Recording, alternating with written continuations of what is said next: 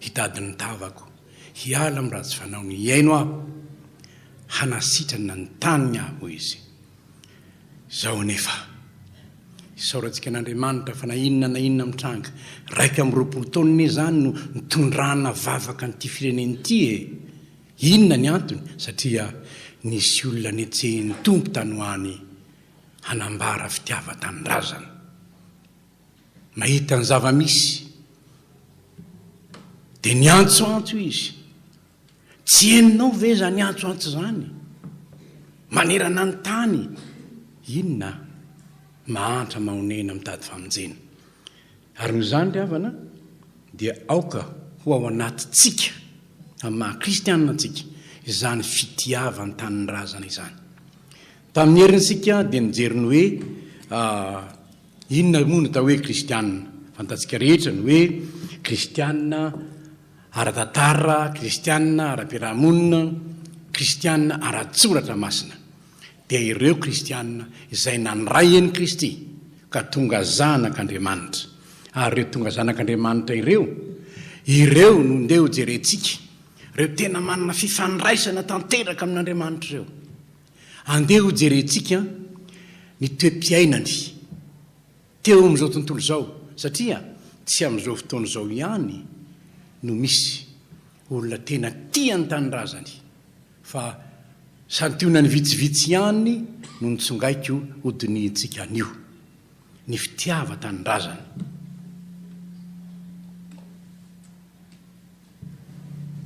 inona no atao hoe fitiavan-tanindrazana raha misy olona milaza hoe tia tanindrazana dia eo ny tsy maintsy hojereny hoe ahoana moa ny politika koa raha tia ny tanindrazako aho inona mazava loatra fa fikatsahana fandriam-pahalemana satria izany raha teo no hevitr'Andriamanitra hoe mila fandriam-pahalemana izany no ilainy ty zao tontolo zao ity ka raha tia tanindrazana aho dia ho zava-dehibe amiko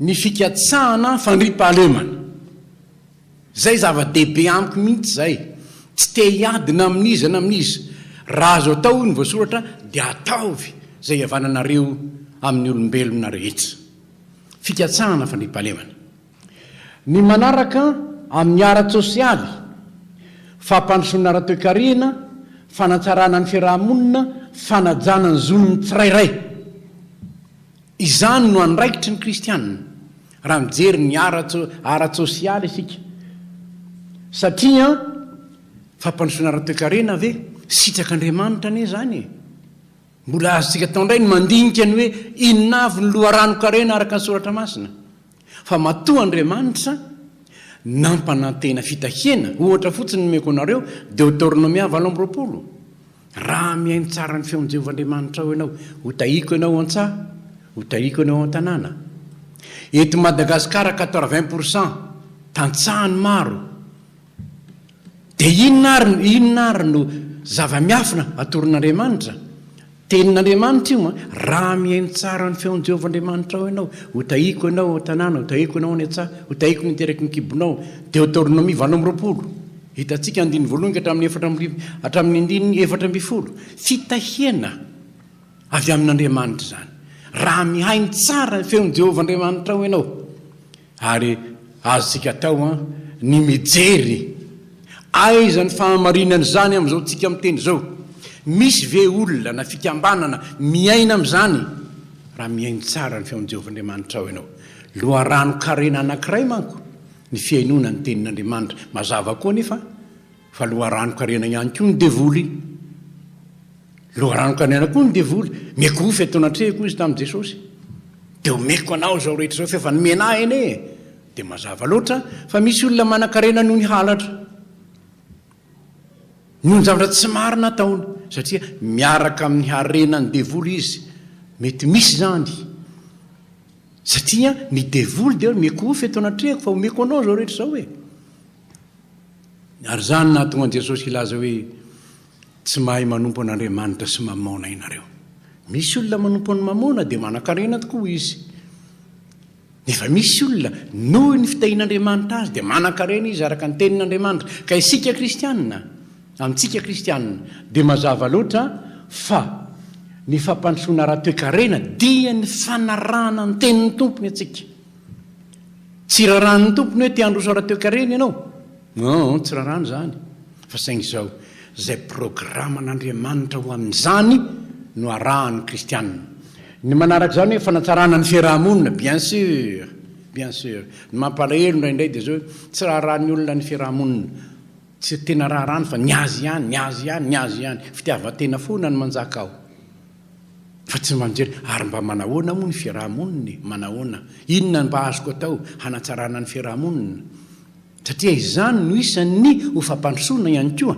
eo amin'ny firenena ny amin'ny hoe fanajana ny zonony tsirairay tsy manaja ny zoko ihany fa ny zoan'ny tsirairay eo amin'ny fiarahamonina ary io le tenitsika hoe tiavany namanao tahaka ny tenanao le zoany anankiray mba jereo koa ny zoany amin'ny fiainanao fa tsy hoe nya ihany tsy maintsy ajaina kanefa raha manitsakitsaka ny zon'ny hafa ny zoko dia tsy manaja ny zon'ny mpiara-belinamika aho ary tsy hevitr'andriamanitra zany tiavany namanao tahaka ny tenanao izany ny tenin'andriamanitra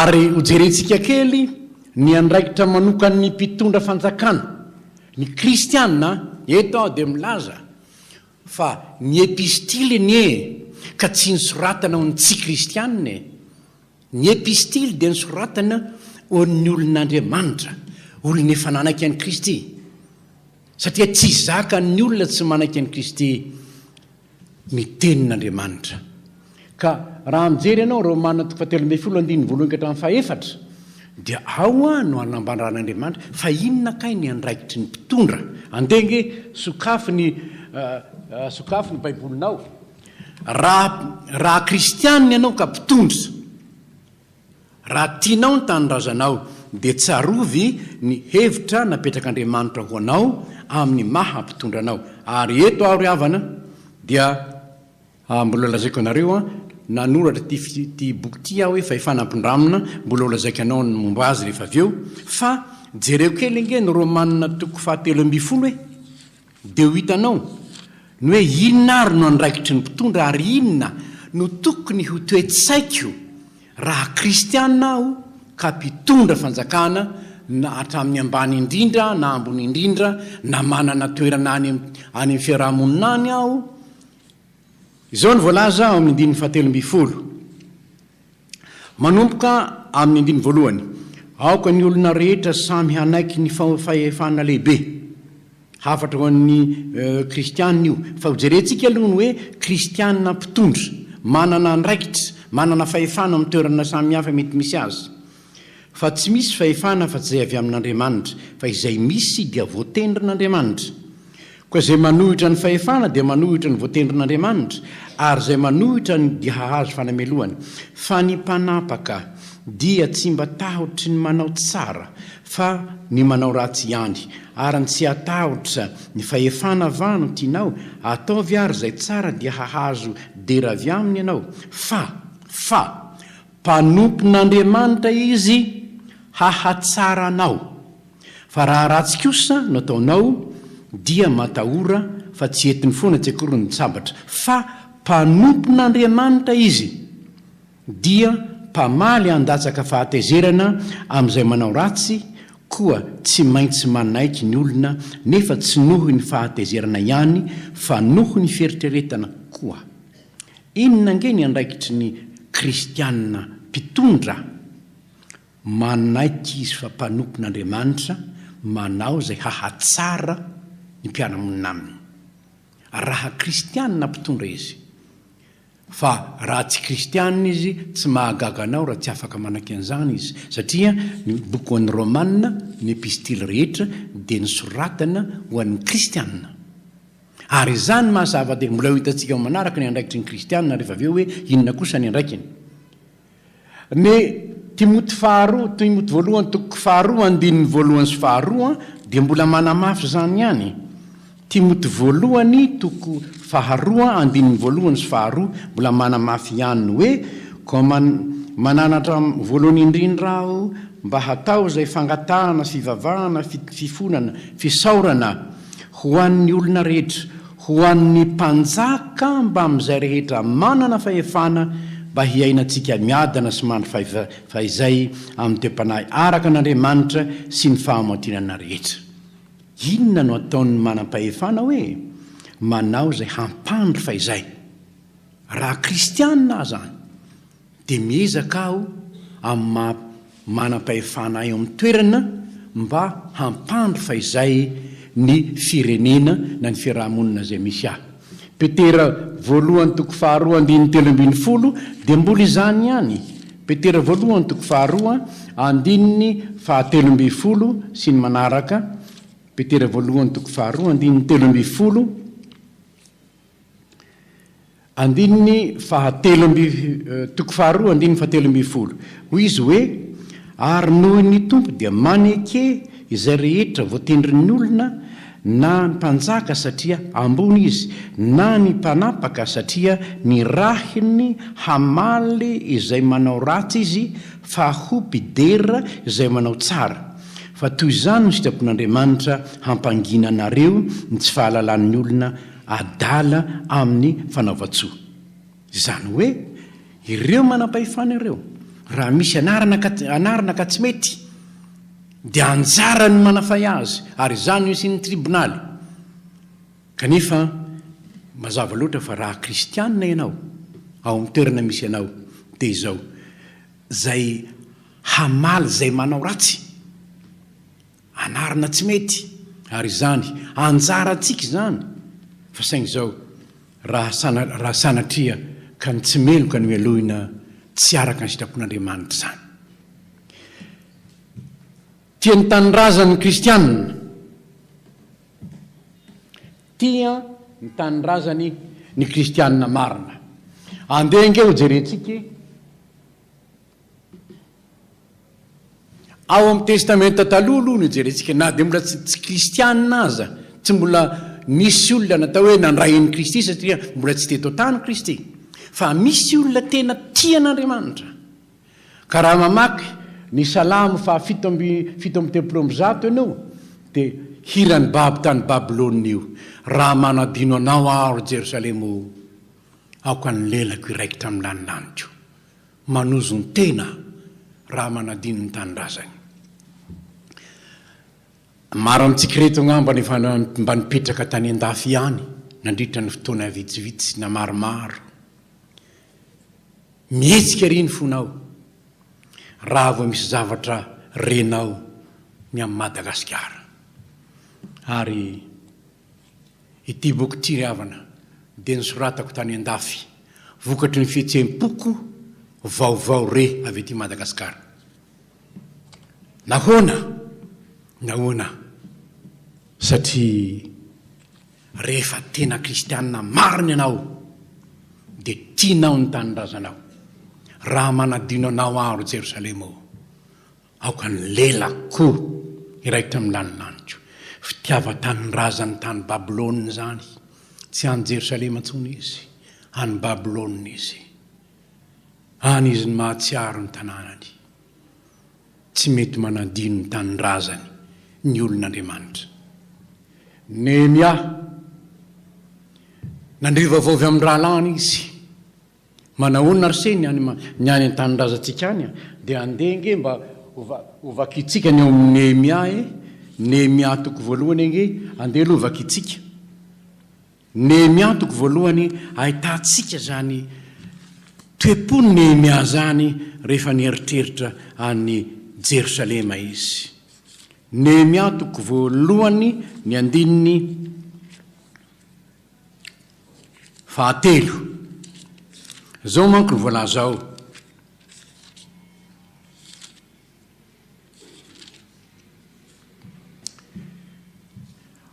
Vakitsika nge ny andiny voalohany hatramin'ny fahatelo hoe tamin'ny volana Kisleo tamin'ny taona faharoapolo raha tany an-dapany Sosana aho dia tonga hanany anankiray amin'ny rahalahako mba amin'ny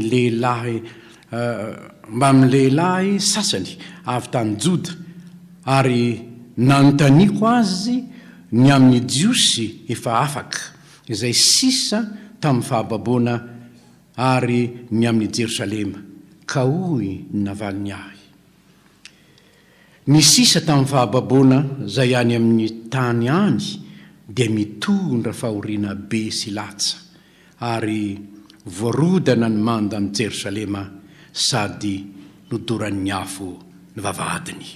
Ary rehefa nandre zany teny zany aho dia nipetraka ny timany sady ny ferinaina andro maro ary ny fahadianana sy ny vavaka teo natrehan'Andriamanitra ny lanitra. Zany ny fitiavan-tanindrazan'ny olon'Andriamanitra. Manana ny toerana Nehemia, manana ny toerana ambony izy tany nandeha tany am-pahababoana azy, nefa tsy azo ny ataony manadiny ny tanindrazany.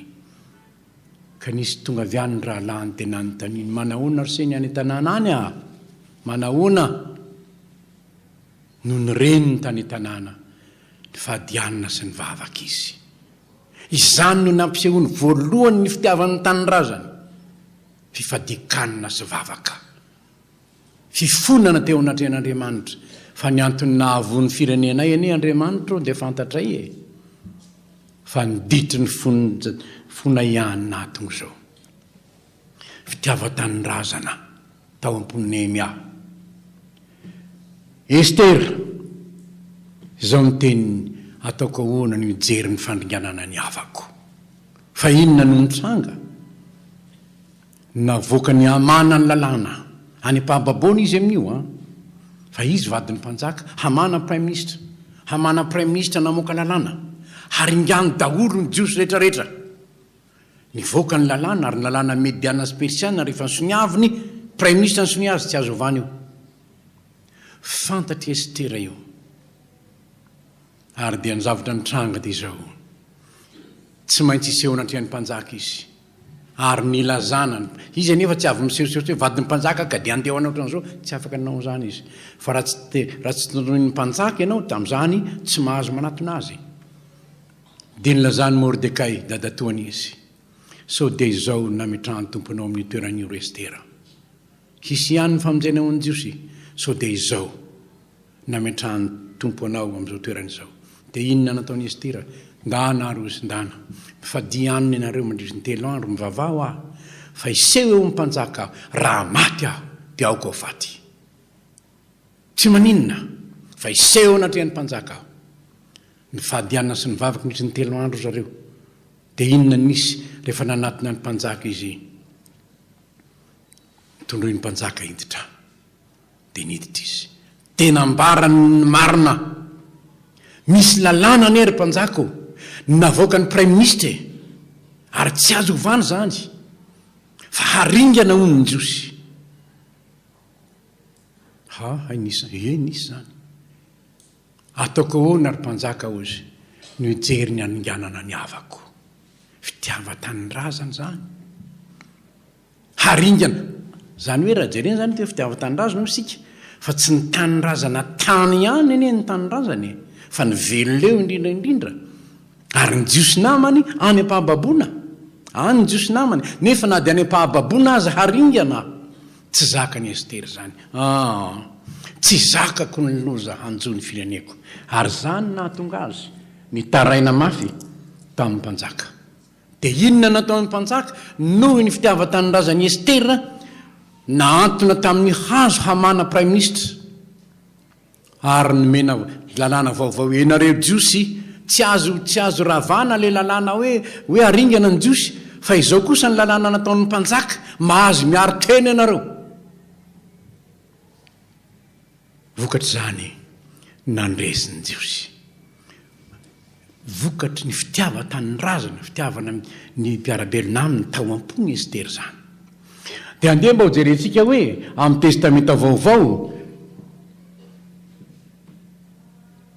tipa anankiray ihany no nalaiko fa betsaka anao zao laina, dia ny tipany Jesosy tompo. Lioka 9:1-7. Jesosy nitomany any Jerosalema. Na dia Jesosy aza rehefa hitany fa tandomindoza Jerosalema, nitomany izy. Ry Jerosalema, ry Jerosalema, impiry anty anangona anao tahaka ny fanombanrenako nyzany ambany elana fa tsy nety ianao. Ho avy aminao ny andro hananganany fahavaranao tovitany manodidina anao, hanemitra anao manodidina izy tsy averisy vato ifanongoa eko tsy oravana. Nalaelo ne Jesosy tamin'izany havako. Nalaelo izy. Izany ve ny zavatra hiatra amin'ny zanaky ny fireneko nitomana izy. Fitiavan-tanindrazana izany. Fitiavan-tanindrazana izany.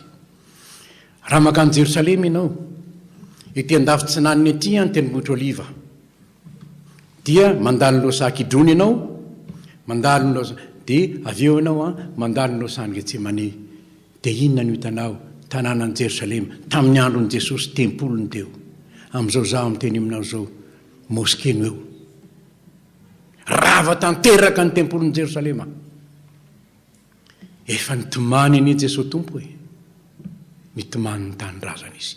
Indroa ihany Jesosy ny voalaza fa nitomany ao amin'ny Baiboly. Teo amin'ny fasan'ny Lazarosy sy izy avy andafitsinanana nitazana ny Jerosalema. Havako, hatraiza ny fitiavanao ny tanindrazanao. Fa izany no fitiavan-tanindrazana hitatsika natao amin'ny testamenta taloha na amin'ny testamenta vaovao. Raha izany ary no izy, inona no andraikitra tiako ampaherezana antsika. Fantatsika rehetra ny hoe inona no andraikitra ny kristiana. Ho jiro sy fanasina, fantatsika rehetra io.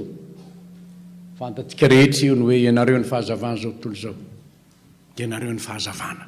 Ny mahonena ny havako.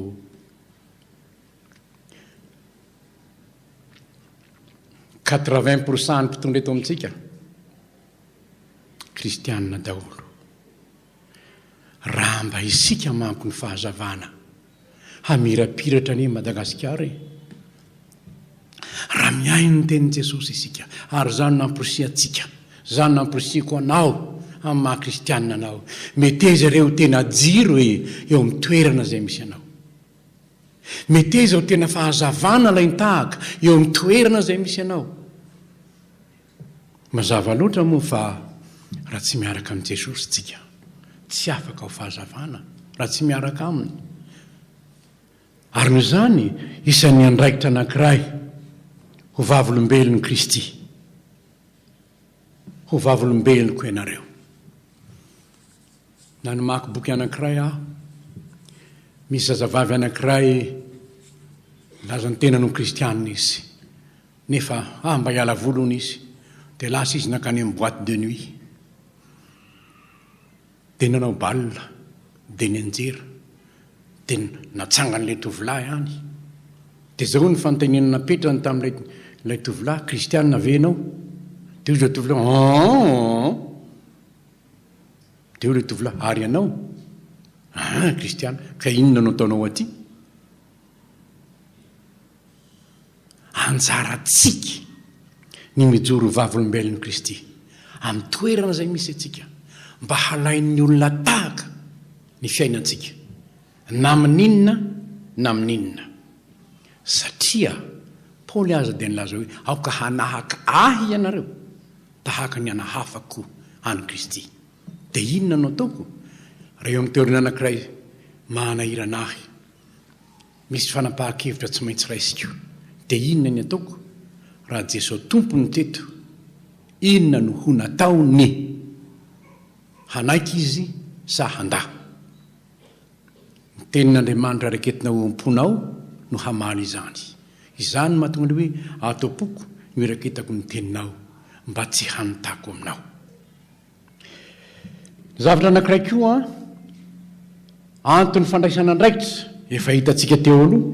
Nahoana no handray andraikitra? Satria tiako ny hisy ny fiadanana sy ny fandripahalemana. Io fiadanana io riavana aliko atoko faharoa andiny efatra amby folo. Fiadanana eo ety ambonin'ny tany amin'ny olona kasitrahana. Izany hoe raha olona kasitrahana Andriamanitra aho ka mahay mampity zany amin'ny hafa, dia anjary eny amin'ny fiadanana izahay.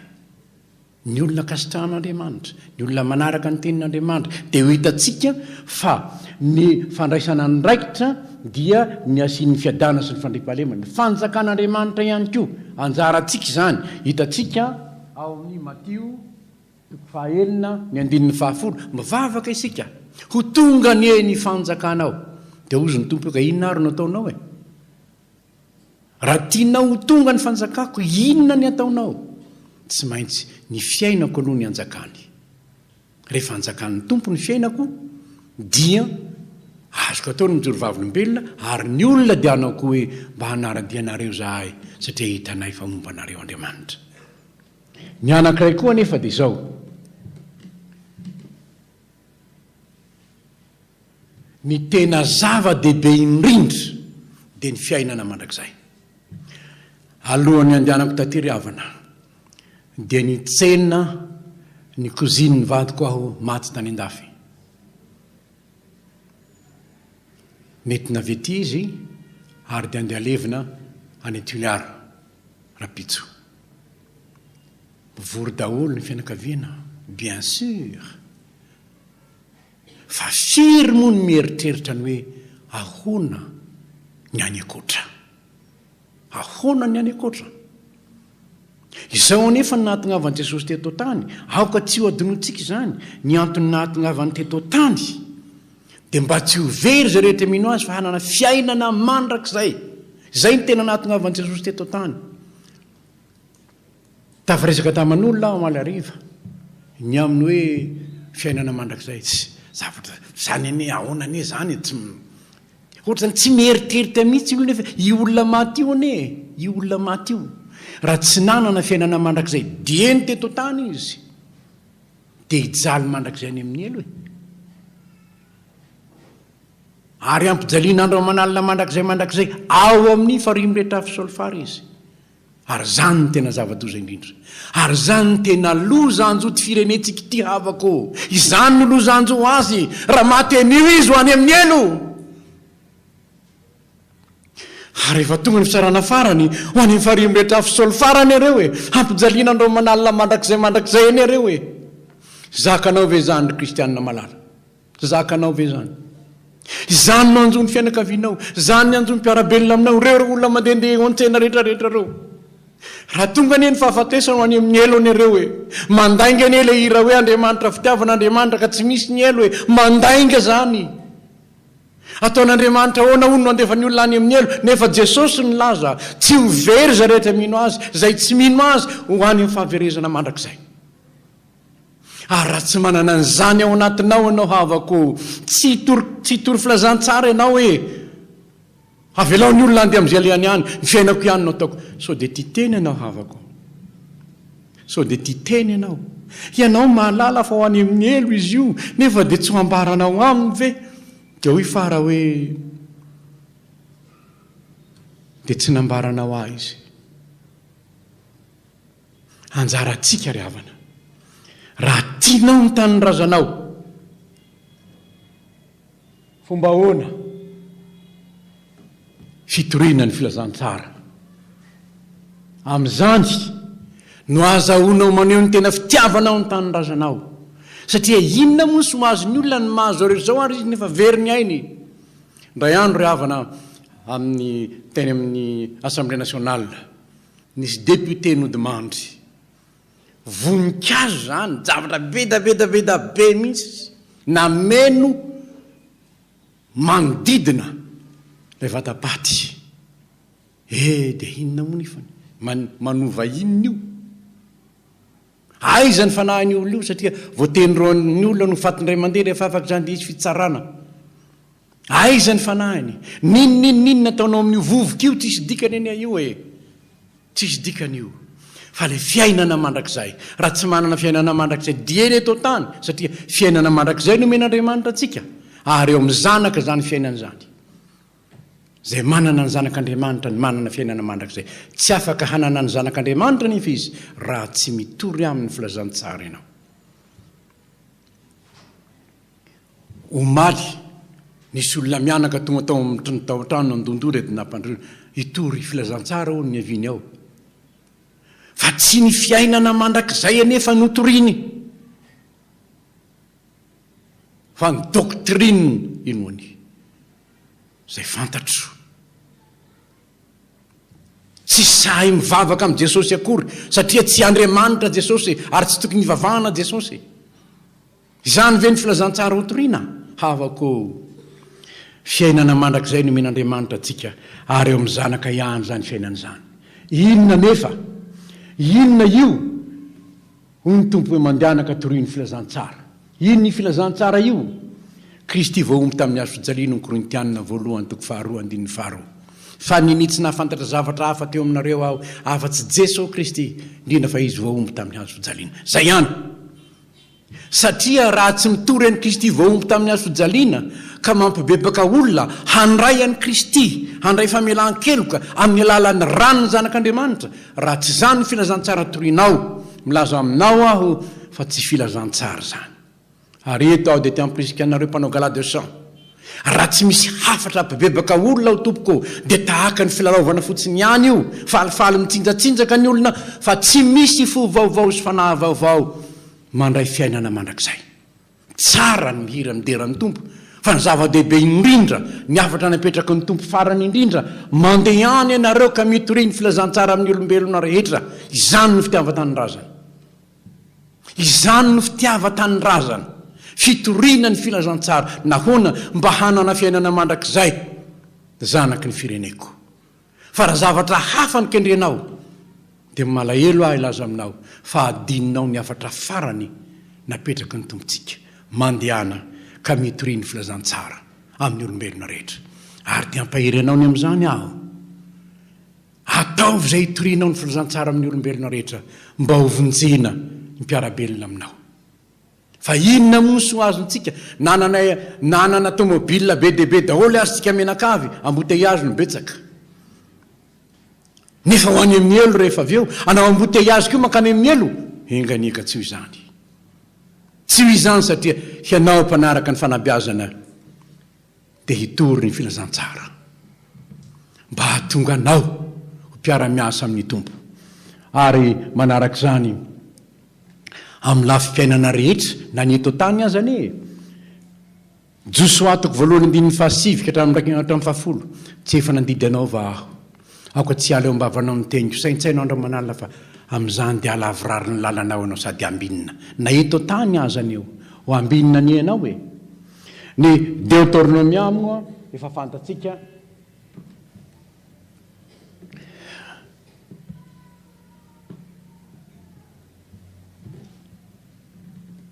Daniel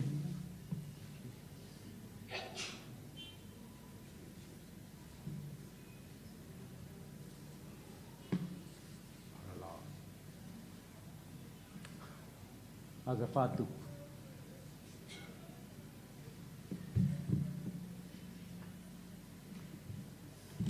Daniel 3 andininy 9 ka hatramin'ny andininy 9. Tenin'Andriamanitra zay manome atsika fampaherezana koa zany ny amin'ny fanarahantsika ny tompo. Daniel 3 andininy 9 ka hatramin'ny andininy 10 mba tiako vakiana kely amintsika rehetra io. Daniel 3 andininy 9. Dia namaly Sadraka sy Mesaka ry Abednego ka nanao tamin'ny mpanjaka hoe ry Nebokadnezara, tsy misy antony tokony hamaliana ianao akoriny amin'izany zavatra zany. Indro Andriamanitra izay tompoinay dia mahavonjy anay amin'ny tananao. Mahavonjy anay amin'ny lafaoro misy afo mirehitra sady hamonjy anay amin'ny tananao ry mpanjako. Ary na dia tsy izany aza aoka fantatrao ry mpanjako fa ny Andriamanitra ao dia tsy ho tompoinay ary ny sary olona volamena efa natsanganao dia tsy hivavahanay. Inona moa ny dikan'izany? Fahasahiana mijoro vavolombelona eo anatrehan'ny mpanjaka. Adidinao kristiana zany. Nahoana? Raha mamaky ny tantara io ianao noho ny fijoroany izy telo mirahalahy vavolombelona. Taitra na Nebokadnezara azy ary nanjary niteraka fanivana ny lalàn'ny Babilonianina zany. satria ny lalàna teo aloha zay tsy mikohoka amin'io sary volamena ataoko io dia atao anaty lafaoro misy afo mirehitra izy telo mirahalay tsy nanaiky. Ny Andriamanitra ay mahavonjanay amin'ny lafaoro misy afo mirehitra io. Nefa na tsy hamonjanay azy izy dia tsy maninona. Raha ho faty ao azy zay tsy maninona. Fa izao ny Andriamanitra ao dia tsy toponay. Sary volamena nataonao dia tsy vavahanay. Na tsy tao anaty afo mirehitra izy telo mirahalay. Nanjary efatra izy no tonga tao. Totanteraka tamin'ny sahady ny tenin'ny tompo eny anjelin'i Jehova mitoby manodidina izay matahotra azy ka mamonjy azy. Dia inona no nitranga rehefa avy eo? Sadraka sy Mesaka ry Abednego mpanompon'Andriamanitra avy indrindro mivoa dia nanatina Nebokadnezara izy telo mirahalay. Tsisy maina singam-bolo aza. Namoaka didy Nebokadnezara fa manomboka hatramin'izao.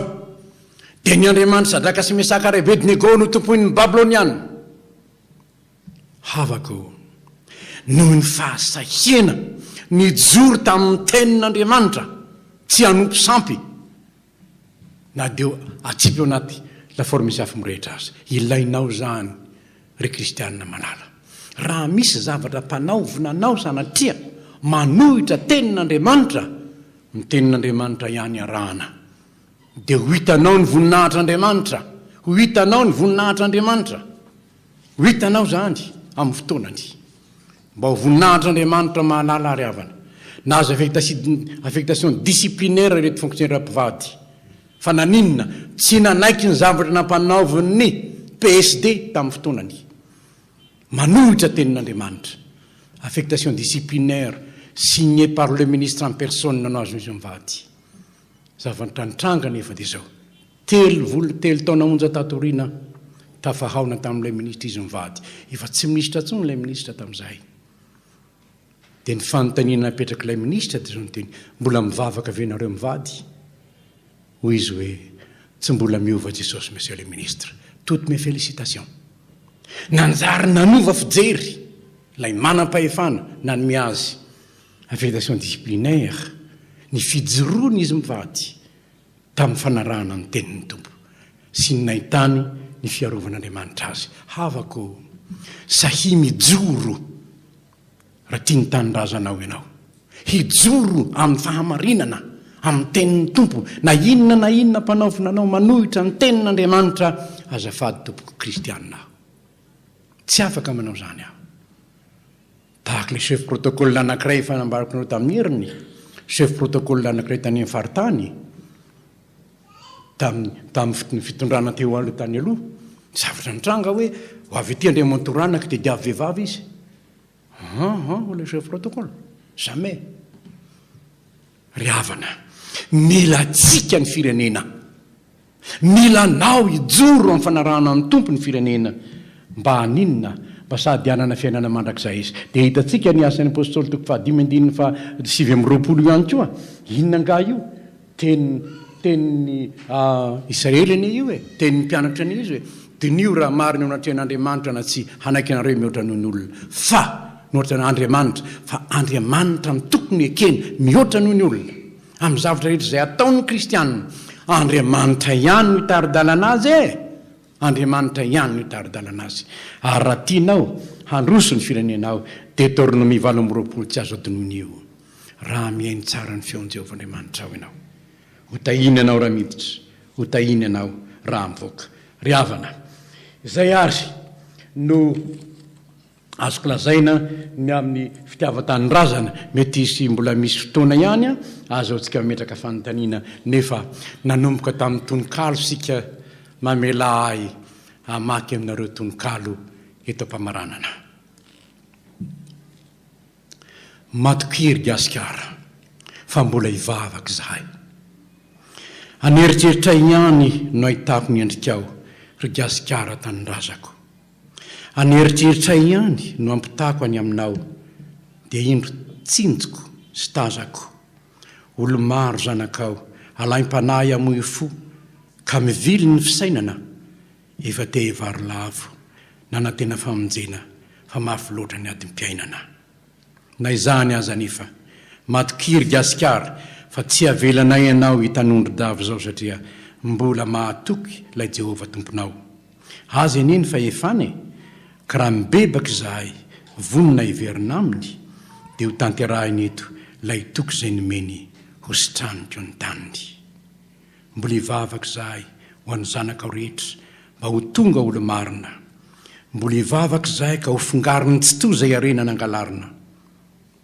Mbola hivavaka izahay mba tsy hanompo sampintsony ny mpitondra anao ry taniko. Eny mbola hivavaka aho dia hisy valiny tokoa ny ranomasy sy tomaniko.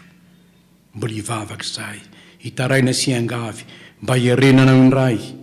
Mbola hivavaka izahay dia hibebaka tokoa dia hiaino anay ny ray.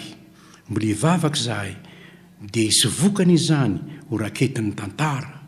Mbola hivavaka izahay dia ho sitrana ianao matokiry gasikara satria mahatoky ilay ny teny hoe raha ny oloko izay nantsony amin'ny anarako no avy aneritena-ka hivavaka sy hitady ny tavako ary ala amin'ny ratsy fanaony dia hiana any an-danitra aho ka hamela ny heliny ary ahasitrana ny taniny.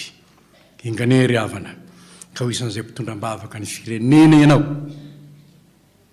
Rehefa raika amin'ny 20 taona izahay ny misy miombam-bavaka ho an'ny firenena eto Madagasikara, mba ho isan'izany koa any ianao. Hivoaka tsy ho atsy ilay boky kely nosoratako hoe ny vavaka 200 monja ny vidiny ho avy any amin'ny imprimerie zao, ary ao anatiny iny boky kely iny nametrahana miafatra ho an'izay te hiombona ho mpitondram-bavaka ny firenena.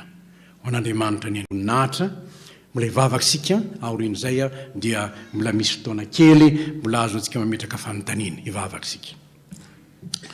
Misaotra anao raha eo noho ny faminramponao sy ny fitiavanao, ampianarinao izay ho tiany tanindrazanay fa ianao Jesosy azany dia nitomany any Jerosalemy, nitomany any Jerosalemy ianao satria fantatrao fa ho ravahana Jerosalema noho ny amafisampony mifona aminao izahay.